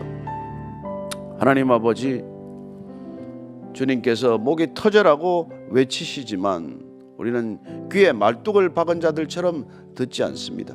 편하게 듣습니다. 내 식대로 듣습니다. 내가 들을 수 있는 것만 듣습니다. 주님, 성령으로 충만하게 하셔서 우리 육신의 소욕과 성령의 소욕이 부딪힐 때 늘 내 뜻 끄고 아버지의 뜻 따르게 하여 주옵소서. 이제는 십자가에서 본인의 뜻을 꺾고 아버지의 뜻에 순종하신 우리 구주 예수 그리스도의 은혜와 자기 뜻을 꺾고 아버지의 뜻에 순종하는 자 맞아주시는 아버지의 사랑과 날마다 내 뜻을 꺾도록 도와주시는 성령님의 인도하심이 오늘도 자기를 부인하고 제 십자가를 지고 주님 쫓기로 결정한 이전에 고기 숙인 모든 성령의 사람들, 십자가의 사람들 위해 지금부터 영원까지 함께 하시기를 간절히 축원하옵나이다. 아멘. 오늘 야고보서 마지막 부분입니다. 야고보서 5장 12절로 20절까지입니다. 같이 읽습니다. 시작. 내 형제들아, 무엇보다도 맹세하지 말지니 하늘로나 땅으로나 아무 다른 것으로도 맹세하지 말고 오직 너희가 그렇다고 생각하는 것은 그렇다 하고 아니라고 생각하는 것은 아니라 하여 정죄받음을 면하라. 너희 중에 고난당하는 자가 있느냐? 그는 기도할 것이요 즐거워하는 자가 있느냐? 그는 찬송할지니라. 너희 중에 병든 자가 있느냐? 그는 교회 장로들을 청할 것이요 그들은 주의 이름으로 기름을 바르며 그를 위하여 기도할지니라. 믿음의 기도는 병든 자를 구원하리니 주께서 그를 일으키시리라. 혹시 죄를 범하였을지라도 사하심을 받으리라. 그러므로 너희 죄를 서로 고백하며 병이 낫기를 위하여 서로 기도하라. 의인의 간구는 역사하는 힘이 큼이니라. 엘리야는 우리와 성정이 같은 사람이로되 그가 비가 오지 않기를 간절히 기도한즉 3년 6개월 동안 땅에 비가 오지 아니하고 다시 기도하니 하늘이 비를 주고 땅이 열매를 맺었느니라. 내 형제들아, 너희 중에 미혹되어 진리를 떠난 자를 누가 돌아서게 하면 너희가 알 것은 죄인을 미혹된 길에서 돌아서게 하는 자가 그의 영혼을 사망에서 구원할 것이며 허다한 죄를 덮을 것임이라. 아멘. 야고보는 그의 기도 때문에 사실은 무릎에 워낙 굳은 살이 많이 배겨서 낙타 무릎이라는 별명을 얻었다, 그렇게 말씀드렸습니다. 정말 혼신을 다해서 기도했던 사람이죠. 그래서 그는 오늘 우리에게 이 어려운 시대를 살아가는 유일한 그 대처법이 바로 기도에 있다는 것을 얘기해 주고 있습니다. 우리가 기도할 수 있는 것은 하나님의 언약이 있기 때문이고 하나님이 우리가 위기 때마다 무엇보다도 말씀을 우리에게 주시기 때문입니다. 따라서 그 말씀을 붙들고 말씀에 힘입어서 기도하는 것이죠.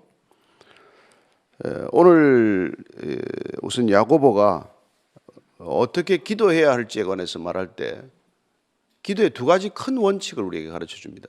하나는 믿음으로 기도하는 거예요. 의심을 가지고 기도 못하지 않습니까? 믿음으로 기도하는 것이고, 그 다음에 기도란 하나님과의 관계에서 비롯된 것이기 때문에 그 관계가, 하나님과의 관계는 정결해야 되잖아요. 하나님께서 나 여호와가 거룩하니 너희도 거룩하라고 말씀하신 까닭은 하나님과 우리 인간이 관계 맺는 그 두 가지 기둥이 하나는 믿음이요 하나는 거룩이란 말이에요. 그래서 레위기 19장은 어떻게 거룩해야 되는지에 관한 우리의 삶의 태도를 다 가르쳐 주고 있습니다. 그래서 우선 이 거룩한 방법 중에 하나가 맹세를 쉽게 하지 말라는 거예요. 인간의 많은 맹세가 사실은 거짓 맹세나 헛 맹세가 되고 말거든요.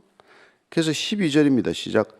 내 형제들아 무엇보다도 맹세하지 말지니 하늘로나 땅으로나 아무 다른 것으로도 맹세하지 말고 오직 너희가 그렇다고 생각하는 것은 그렇다 하고 아니라고 생각하는 것은 아니라 하여 정죄받음을 면하라. 맹세하는 게 어떤 심리겠어요? 내가 맹세를 해야만 저 사람이 나를 신뢰할 수 있는 상태 이런 것 아니에요? 내 말을 믿어주지 않기 때문에. 그러니까 제발 믿어달라고 하는 게 이게 맹세란 말이에요. 그런데 유대인들은 워낙 하나님을 또 두려워했기 때문에 하나님의 이름을 거는 게 가장 맹세는 효력이 있는 것 같은데 하나님의 이름을 걸기는 좀 두렵고 또 때로는 거짓 맹세를 할 때 하나님의 이름을 덜 먹일 수는 없잖아요. 그러니까 하늘이나 땅을 들고 이렇게 맹세를 많이 했어요. 뭐 사업을 할 때든지 또 무슨 뭐 어려움을 닥친다든지 이럴 때 맹세를 많이 했는데 어려운 관계를 헤쳐나가기 위해서 이런 맹세를 한단 말이에요. 뭐 애들도 우리가 막 옛날에 나무라면은 뭐 다시는 거짓말 안 하겠습니다. 뭐 생명을 걸고 손가락 걸고 손가락 정도 걸었죠. 그래서 이제 거짓말 안 하겠다고 그러는데 거짓말 그게 지켜집니까? 안 된단 말이에요.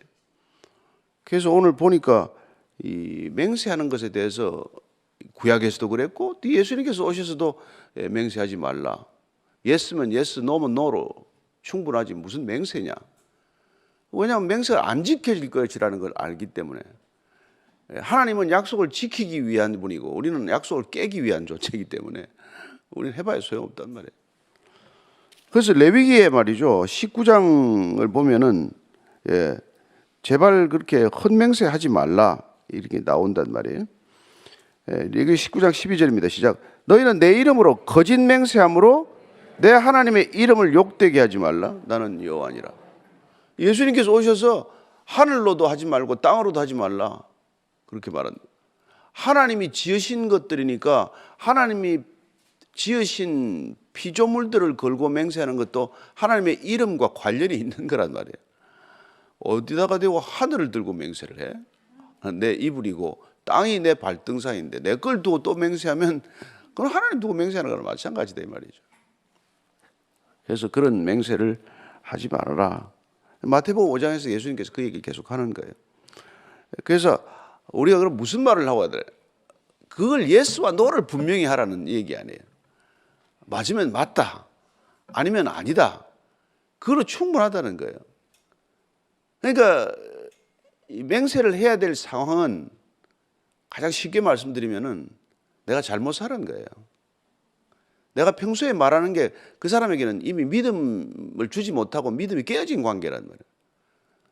그러니까 뭐 이게 뭐 예를 들어서 뭐 술을 먹고 자주 들어오는 사람은 오늘 일찍 들어와 그러면 뭐 들어올게 일찍 들어올게 그러잖아요.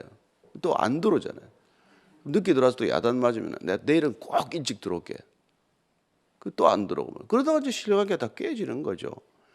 그러니까 그냥 예스와 노로 충분한 삶을 살아라.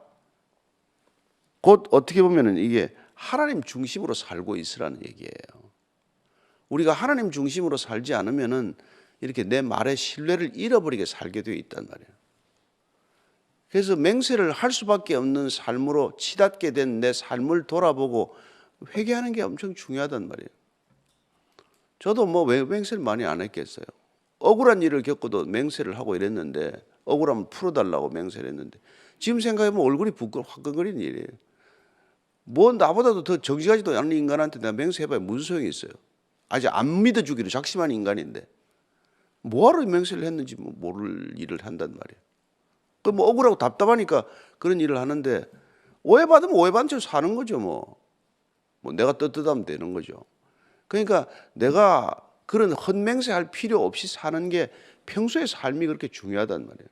그래서 저 사람 얘기는 그냥 뭐 무슨 얘기를 해도 믿을 수 있는 사람이 되는 것, 그게 여러분 중요하단 말이에요. 여러분 가까이 있는 사람한테 믿을 수 있는 사람이 되는 게 인생의 가장 큰 성공이라는 것을 기억하십시오. 인간의 성공은 돈 버는 거 아니에요. 그런 거 뭐 자리 높아지는 거 아니에요. 내 가장 가까이 있는 사람이 믿을 수 있는 사람이 되는 게 인생의 가장 큰 성공입니다. 그래서 우리가 신앙생활을 하는 거예요. 보이지 않는 하나님한테 믿을 수 있는 인간이 되면 보이는 인간한테 믿지 못할 인간이 될 이유가 없잖아요. 자, 13절, 14절입니다. 13절 시작. 너희 중에 고난당하는 자가 있느냐? 그는 기도할 것이요. 즐거워하는 자가 있느냐? 그는 찬송할지니라. 자, 고난당하는 자가 있느냐? 기도하라는 거예요. 고난 대처법,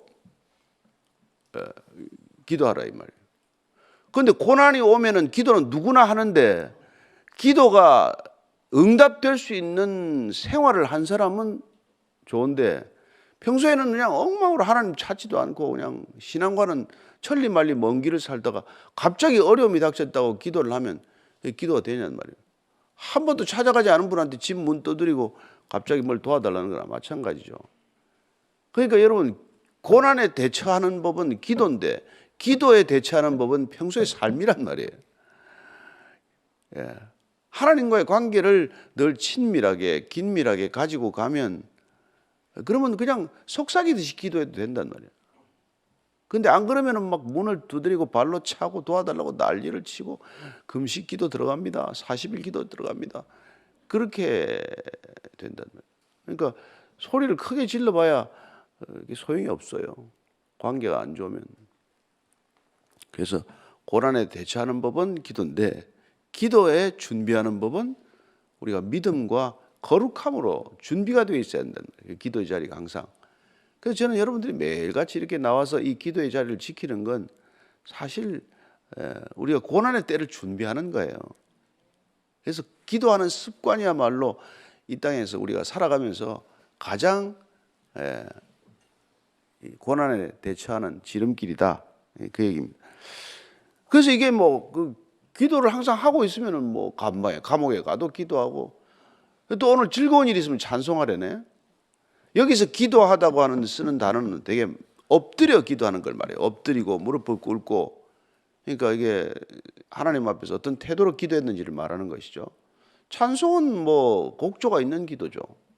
찬양이라는 것은 즐거울 때는 뭐 저절로 노래가 나오지 않습니까? 그러니까 기쁠 때는 찬송으로 기도하는 거예요. 다급하면은 뭐 우리가 노래까지는 안 나오니까 절박한 마음으로 기도하겠지만 기도와 찬송은 사실 둘이 아니에요. 시편으로 다 찬송을 만들지 않았습니까? 기도를 가지고 노래를 붙여서 기도하는 것이 찬송이고 각 곡조 안 붙이면 기도가 되는 거고 그런 거란 말이에요. 그래서 여러분들 사도행전 16장 25절 보면은 바울과 실라가 감옥에 갇혔어요. 감옥에 갇혀서 뭐 합니까? 16장 25절입니다. 시작. 한밤중에 바울과 실라가 기도하고 하나님을 찬송하며 죄수들이 듣더라. 기도하고 찬송하고 어떻게 감옥에 들어 찬송이 나옵니까?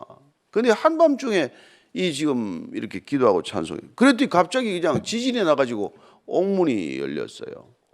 어제 좀 늦게 잤는데 뭐 그냥 갑자기 막 핸드폰에서 소리가 튀어 난리 났더만. 뭐 4.0 지진 났다고 그래서 또 보고 또 근데 뭐 그러고 나서 그걸 문자 보니까 좀 흔들린 것 같기도 해.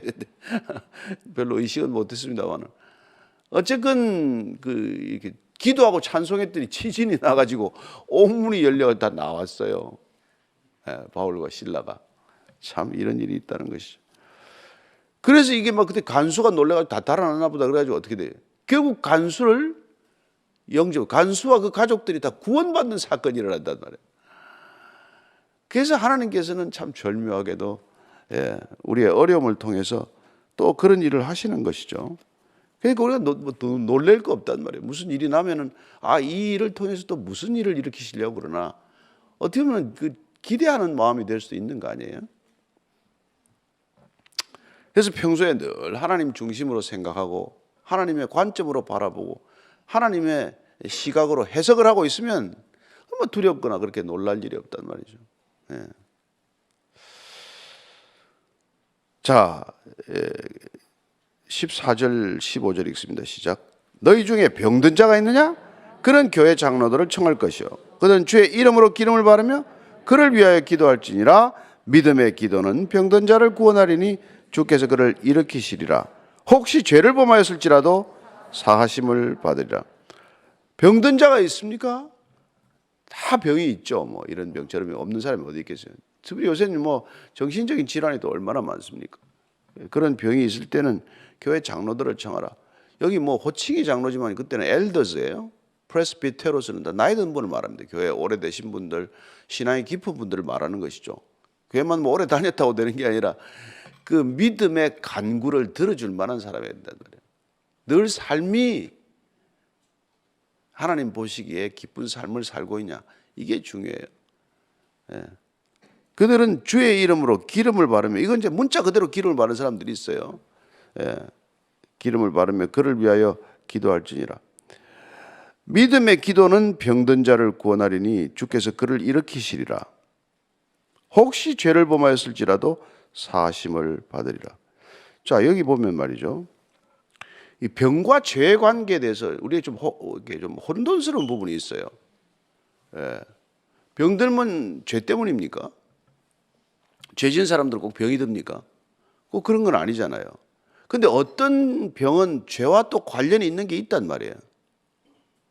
그래서 예수님께서도 두 가지 사건을 보게 하세요. 예를 들어서 우리가 한번 보십시다. 요한복음 9장 2절을 보십시다. 날 때부터 맹인된 사람 뭐라 그래요? 자, 요한복음 9장 2절 시작. 제자들이 물어 이르되 라삐여, 이 사람이 맹인으로 난 것이 누구의 죄로 인함이니까? 자기니까? 그의 부모니까? 예수께서 대답하시되 이 사람이나 그 부모의 죄로 인한 것이 아니라 그에게서 하나님이 하시는 일을 나타내시고자 합니다. 이건 누구 죄가 아니라는 거죠. 이건 날 때부터 맹인된 사람의 얘기예요. 그러니까 뭐 선천성 질환을 타고났다. 부모의 죄도 아니고 본인의 죄도 아닌다는 거죠. 하나님께서 그를 통해서 어떤 일을 행하시고자 합니다. 그럼 예를 들어서 뭐 닉 부이치치나 무슨 뭐 사지가 없는 사람, 오닥겐가 뭐 이런, 그건 뭐예요? 그 부모 죄 때문에 애가 팔다리가 없습니까? 본인이 뭐 태중에서부터 죄를 지어서 팔다리 없이 태어난 겁니까? 그런 게 아니라 그 삶을 통해서 하나님 무슨 행할 일이 있다는 거예요. 그 사지가 없는 사람이 사지 있는 사람들을 안아주고 살아요. 온 세계를 다니면서 위로하고 회복하고 격려하는 사역을 하고 있단 말이에요. 그러니까 우리가 그건 죄 때문에 저 사람이 그렇기 때문에 말할 수 없어요. 자, 그럼 마가복음 2장 5절은 어떻습니까? 마가복음 2장 5절입니다. 시작.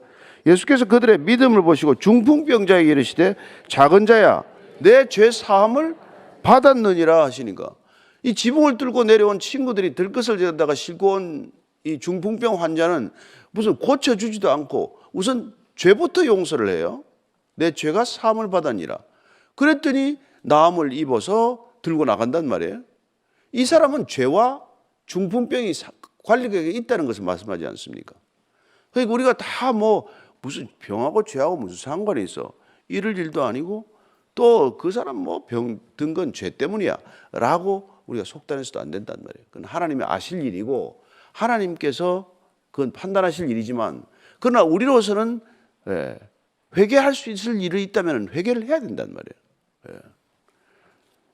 그래야 뭐 누구를 불러다가 기도를 하더라도 기도가 낫든지 기도가 무슨 뭐 응답을 받든지 하지.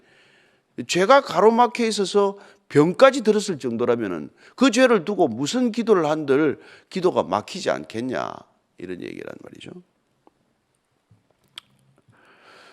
그래서 근데 믿음의 기도가 이게 아까 보니까 마가복음 우리가 2장 5절에 읽었지만, 아니 이거는 그 누구 믿음을 보고 고쳐준 거예요. 병자의 기도, 이제 믿음이 아니라 친구들이 지붕을 뚫고 내려오는 친구들의 믿음을 보시고 해줬단 말이에요. 그러니까 이스라엘 백성들이 광야에서 그 많은 죄를 짓고도 어떻게 살았어요? 모세의 믿음과 기도를 들으시고 이스라엘 백성들을 용서한 거란 말이에요. 그러니까 저와 여러분들이 우리가 죄가 진짜 이 백성들의 죄가 얼마나 많습니까? 남북한이 합쳐진 죄가 얼마예요? 한반도에 죄가 쌓여도 얼마나 쌓였겠어요? 그 우리가 하는 일이 뭐예요? 우리 죄를 먼저 사해달라고 하는 까닭은 우리가 중보자의 자리에 앉기 위한 기도고, 우리가 하나님과의 관계가 이렇게 정상화되면 우리는 중보 기도의 자리에 앉기 위해서 기도를 하는 거란 말이에요. 이 백성들의 죄를 사해달라고 기도하지 않고 이 백성에 무슨 출구가 있고 희망이 있습니까? 돈 좀 벌었지만은 어떻게 됐어요?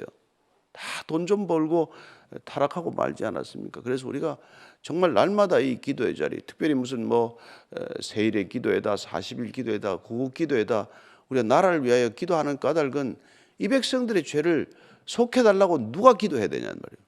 본인들이 기도를 하겠어요? 누가 기도를 하겠어요? 하나님과의 관계가 회복된 사람만이 기도할 수 있는 것이다. 그래서 기도는 의무이자 또한 특권이다. 이렇게 말하는 것이죠.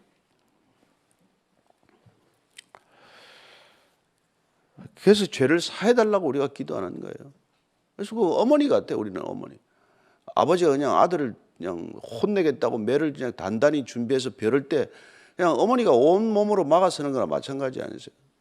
자식을 때리느니 나를 때리라고 중간에 가로서는 것이죠. 그게 누군가 사랑하는 사람의 태도예요. 사랑하기 때문에 자식이 맞는 것 대신에 내가 맞겠다. 이런 각오를 하는 게 중보기도란 말이죠. 자, 16절입니다. 시작. 그러므로 너희 죄를 서로 고백하며 병이 낫기를 위하여 서로 기도하라. 의인의 간구는 역사하는 힘이 큼이라. 특별히 이제 우리가 뭐 이제 소그룹 모임이다, 또 기도 모임이다, 이런 데 가서 기도하기 전에 먼저 해야 될 일은 서로의 죄를 고백하는 일이에요. 그래서 뭐 선교지에서나 어디서나 기도 모임 할 때 꼭 이런 것들을 요구하는 분들이 계세요. 왜냐하면 서로 이렇게 죄를 감춰놓고는 기도해봐야 기도가 안 되는 거 아니에요. 그러니까 서로 간에 하나님 앞에서 은밀하게 아뢰어야 될 죄도 있지만 다 아뢰고 나서 그리고 나서 기도를 시작해야 된다 이 말이죠. 그래서 죄를 먼저 고백하고 하나님과의 관계가 회복되는 것. 그래서 의인의 간구가 힘이 있다, 역사하는 능력이 있다는 것은 의인이라는 게 여기서 뭐 특별히 무슨 신적인 신통력을 가진 걸 말하지 않습니다. 의인이라는 무슨 남다른 기도의 능력을 가진 사람을 말하지 않아요. 하나님과의 죄 문제가 해결된 사람, 하나님과의 관계가 바르게 회복된 사람, 그 사람의 기도를 듣는다는 거예요. 기도는 많이 한다고 듣는 게 아니지 않습니까? 기도를 하루 종일 한다고 듣는 게 아니란 말이에요. 중언부언하는 기도를 이방인의 기도라고 기도하지 말라고 그러지 않습니까? 주기도문이 왜 짧습니까? 관계가 바르면 한마디 부탁해도 되는데 관계가 어려우면 하루 종일 부탁해도 안 된단 말이에요. 관계를 먼저 점검해라. 그 얘기죠. 그래서 너희 죄를 서로 고백하고 그러고 나서 병이 낫기를 서로 기도하라 이 말이에요. 그러면 의인의 간구는 그게 능력이 나타난다 이 말이죠. 그래서 여러분들이 뭐 이게 정말 뭐 기도 부탁을 기도 열심히 하는 사람한테 부탁하는 것도 중요하지만은 정말 삶이 반듯한 사람한테 부탁하는 게 오히려 지혜로운 기도 부탁일 수 있어요. 그 사람은 어디를 봐도 정말 하나님 보시기에 참 아름답게 살아간다. 그래서 제가 아까 레위기 읽었던 부분을 한 번 더 읽어드릴게요.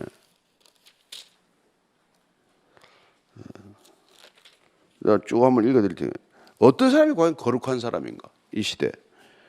너희 땅에서 곡식을 거둘 때 너희 반 모퉁이까지 다 거두지 말고 내 떨어진 이삭도 줍지 말며 내 포도원의 열매를 다 따지 말며 내 포도원에 떨어진 열매도 줍지 말고 가난한 사람과 거리민을 위해 버려두라. 이런 일 하는 게 거룩이란 말이에요. 너희는 도둑질하지 말며 속이지 말며 서로 거짓말하지 말며 내 이름으로 거짓 맹세함으로 내 하나님의 이름을 욕되게 하지 말라. 이게 거룩함이라는 거예요. 교회 자주 다니고 무슨 헌금 많이 하는 게 거룩이 아니라 내 이웃을 억압하지 말며 착취하지 말며 품꾼의 삭슬 아침까지 밤새도록 내게 두지 말며 귀먹은 자를 저주하지 말며 맹인 앞에 장애물을 놓지 말고 내 하나님을 경외하라. 이런 게 거룩이라는 거예요. 구약적인 거룩의 기준이 분명히 밝혀졌는데 이런 거는 안 하고 매일 성전에 와서 그냥 손 들고 그냥 서 있으면 거룩인 것처럼 되고 말이죠. 헌금토에 큰 돈을 넣어서 쩡그렁 소리가 나게 하면 거룩한 거고 하니까 주님께서는 야 그게 거룩하냐, 저렇게 기도 한마디 못하고 서서 가슴만 치고 이 죄를 용서하라는 저 세리의 기도가 하나님께서는 더 의롭다고 하신다. 이런 끔찍한 비유를 들다 이 말이죠.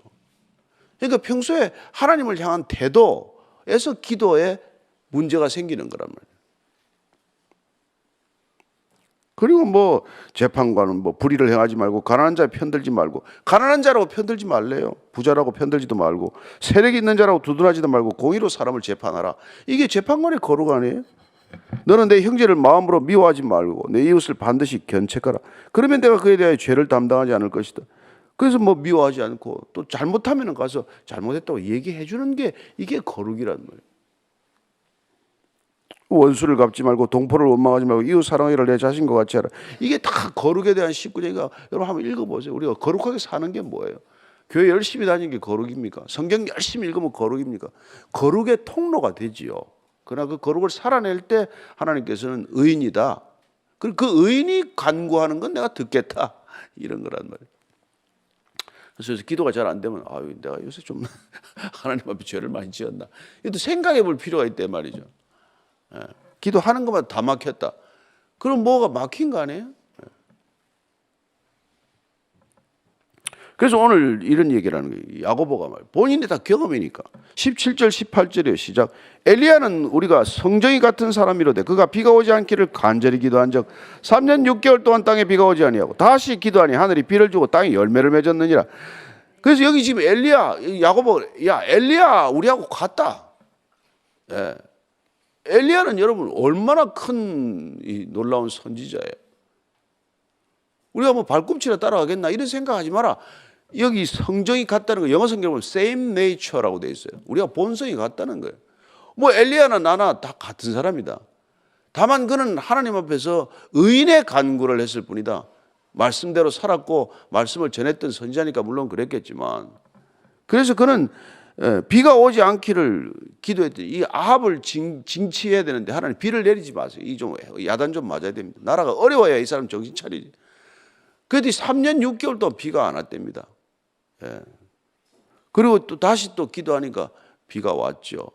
그렇지 않습니까? 갈멜산에서도 기도하니까 조각만한 구름이 떠가지고 그것도 비가 내리기 시작하잖아요. 이렇게 천지의 자연 질서가 바뀔 만큼 하나님께서는 기도에 응답하셨는데, 그게 다 엘리야가 우리하고 성정이 달라서 한 기도가 아니라 우리가 성정이 같지만은 믿음과 거룩함으로 살아내는 사람의 기도를 들으셨다. 이 얘기를 우리가 기억해야 되는 것이죠. 자, 마지막에 우리가 이 어려움의 시대에 대처하는 법 중에 가장 중요한 결론을 하나 얘기해 주고 있어요. 그게 19절 20절입니다. 시작.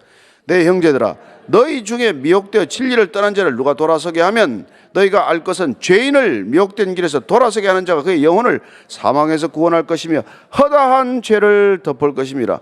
의인 99명보다도 그들이 즐거워하는 것보다도 죄인 하나 돌아오는 것을 하나님이 그토록 기뻐하신다. 그토록 돌아오기를 기다리신다. 그게 우리가 누구를 위해 기도해야 돼요? 우리 늘 의인들을 위해서 기도하고 하나님 잘 믿는 사람들이 어려움을 겪으면 기도하는데 죄인 하나를 두고 돌아오게 하라 이 말이에요. 다니엘서 12장 3절이 뭡니까? 많은 사람들을 돌아오게 한 자는, 하나님께로 돌아온 자는 별처럼 빛날 것이다 이러지 않습니까? 누가 스타입니까? 텔레비 많이 나온 사람입니까? 아니에요. 예. 누군가를 옳은 길로 돌이키는 사람이 하늘에서는 스타란 말이에요. 하나님이 기뻐하시는 사람이라는 거예요. 그래서 저와 여러분들 통해서 누가 믿음으로 들어왔냐? 이게 우리의 상급이고 열매입니다.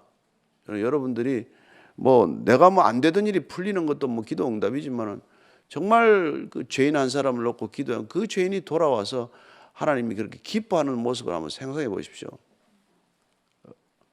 예. 그래서 누가복음 15장 7절을 읽고 정리하시죠. 누가복음 15장 7절입니다. 시작. 내가 너에게 이르노니 이와 같이 죄인 한 사람이 회개하면 하늘에서는 회개할 것 없는 의인 99으로 말미암아 기뻐하는 것보다 더하리라. 여러분 이 세상에 죄인들이 여러분 큰 어려움을 겪지 않습니까? 사건 사고 일으키는 사람들 보면 기가 막히잖아요. 나라 전체가 술렁거리지 않습니까? 우리가 그런 사람들 하나를 놓고 기도해야 된단 말이에요. 나는 대한민국의 크리스찬들이 정말 한 사람씩 놓고 기도를 해야 된다고 생각해요. 대통령 놓고 기도하는 사람도 있어야 되지만은 딱 하나를 집어놓고 기도를 해야 돼. 1년간 우리가 그냥 2013년에는 뭐 600만인지 800만인지 모를 크리스천들이 전부 한 사람씩만 놓고 기도해도 그 사람이 돌아오기만 하면 이 나라가 바로 설 줄로 믿으십시다. 예. 그 사람이 누군지는 내가 뭐 공개적으로 이야기 안 하겠습니다. 돌아오면은 나라가 편해질 거 아니에요. 그 사람 하나가 회개하면 나라가 조용해지지 않겠습니까? 누군지 머릿속에 떠오르지 마시고 그냥 한번 기억나는 사람 하나 딱 붙들고 해도 1년간 나는 이자를 돌이키자. 하나님 이자를 돌이키자. 뭐 북에 있는 사람도 좋고 저기 뭐 하다못해 뭐 러시아에 있는 사람도 좋고 누구를 놓고 한 사람 놓고 기도할 때 그 하나 돌아오면 하나님도 기뻐하고 온 백성도 기뻐하고 여러분들이 그런 기도를 하기 위해서 믿음과 거룩함을 지켜야 되는 것이고 그런 믿음과 거룩함이 우리의 신앙의 기둥처럼 뚝하니 서면 이제 우리가 죄인 하나를 돌이키기 위해서 전심전력을 해야 된단 말이에요. 그런 기도하는 한 해가 되기를 축복합니다. 그게 우리가 위기에 대처하는 법이라는 거예요. 같이 기도합시다. 하나님 아버지, 정말 많은 기도를 하는데 마치 산탄총처럼 다 흩어져서 무슨 기도가 응답되었는지도 모르고 살아가는 저희들의 기도 생활입니다. 정말 절대 되지 않을 것 같은 한 가지 기도 제목을 뒀고 그 죄인은 결코 하나님께 돌아올 일이 없을 것 같은 한 죄인을 놓고 기도할 때 하나님께서 그 죄인을 돌이키시는 놀라운 기쁨을 저희들에게 맛보게 하실 줄로 믿습니다. 하나님, 올 한 해 2013년 한 해 한 죄인 돌이키는 한 해가 되게 해 주옵소서. 모든 그리스도인들, 이 땅의 모든 교회가 한 사람씩 붙들고 기도하여 그 한 죄인들이 주께로 돌이켜서 수많은 사람들이 주께로 돌이키는 놀라운 기적이 일어나는 한 해 되게 하여 주옵소서. 하나님, 주님께서 뭘 기뻐하는지를 우리가 알고 기도의 자리에 앉게 하여 주옵소서. 이제는 십자가에서 무엇이 하나님을 기쁘게 하는지를 알고 십자가를 기꺼이 지신 우리 구주 예수 그리스도의 은혜와 하나님 아버지의 측량할 수 없는 사랑과 날마다 그 사랑에 매여 그 사랑의 길 걷게 하는 성령님의 인도하심이 오늘도 주의 뜻 따라 구하기를 원하는 이 자리에 고개 숙인 모든 기도의 백성들 위해 지금부터 영원까지 함께 하시기를 간절히 축원하옵나이다. 아멘.